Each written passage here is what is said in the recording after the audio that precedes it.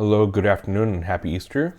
Today is Wednesday, I think it's April 15th, tax day, but that's been pushed back to July 15th because of the coronavirus.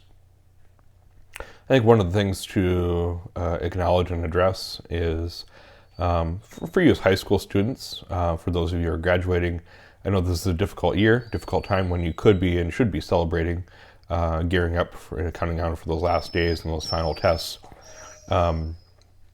But it's different, and I'm sorry. I wish I could flick a switch and make it go away.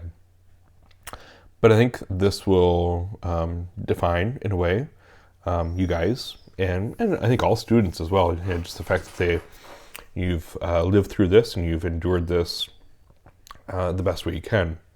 So, just want to encourage you and keep up the good work. But I also want to just take this time to acknowledge something that's important to all of our lives, and that is our calling in life. And I think we have a couple of callings in life in terms of what we're going to be called to in terms of our work, in terms of our career, how we're going to provide for ourselves and for our families in the future. But then also, in another sense, the vocation that we've been given by God. And for all of us, we are given that call to be a priest, a prophet, and a king. And I'm not going to go into those so much now, but maybe at another date I will. But what I mean by our vocation is the way of life to which God calls us. And that might be, for many of you, it may be as a married person. For some of you, it may be as a single person living in the world. But also, being dedicated to the service of God and neighbor. The other two vocations, one of them is what I live out as a priest in the sacrament of what was called holy orders. And then the other vocation that God calls some people to is the generic way is to call it as the religious life. So a man or woman living in a community with other people, and they dedicate themselves to certain work and certain prayer. And so there's many different traditions or customs of how that's done.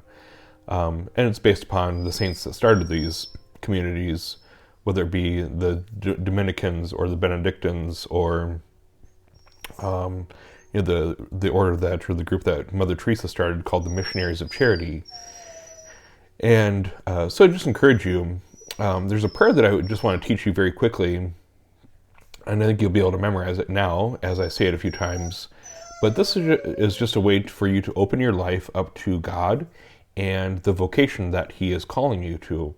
And for some of you, you very, very well may know what He is calling you to married life, or if you're dating someone already and there is that connection, and we never want to project something onto a person, but I think, we begin to mature in our relationships and know what God might be calling us to.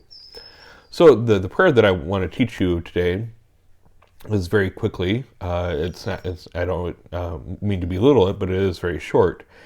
And it goes, God, give me the gift of a generous heart. And so I apologize, my dog is being a little temperamental right now. He was asleep, but now he's not.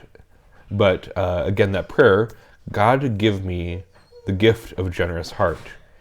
And I think when we phrase it in that way, it's telling God a few things. One, we want to transerve Him to the best of our ability, and we want to do it with generosity. We don't want to do it out of obligation or feel like we're being forced into it.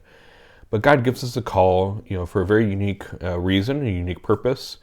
And sometimes it takes a while for us to figure out why it's this way instead of that way. So I do encourage you, I'm going to link to a video along with this video.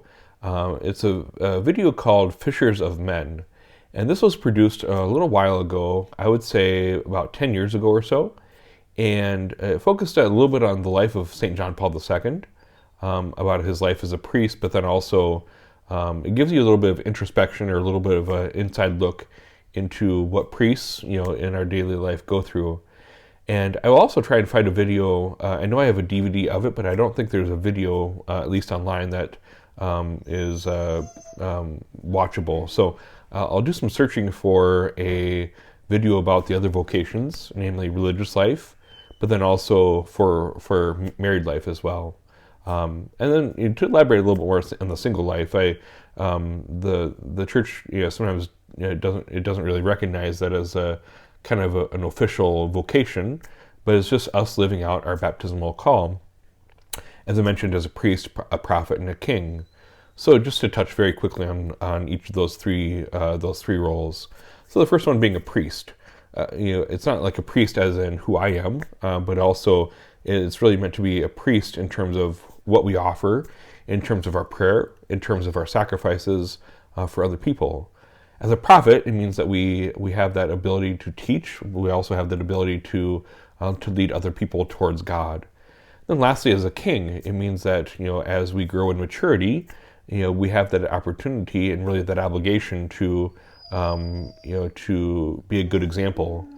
And so a king is someone who is in leadership over other people, and he has their well-being in mind. So according to whatever vocation he calls us to, those things are going to look different. So I hope that you are enjoying your Easter celebration week, and I wish we could be here in person doing this together. But hopefully soon we can do that. So do be assured of my prayers for you and your families, and especially for you as seniors in high school. I know you're enduring a very difficult time, and I hope and pray that this strengthens you and benefits you in the future. May God bless you.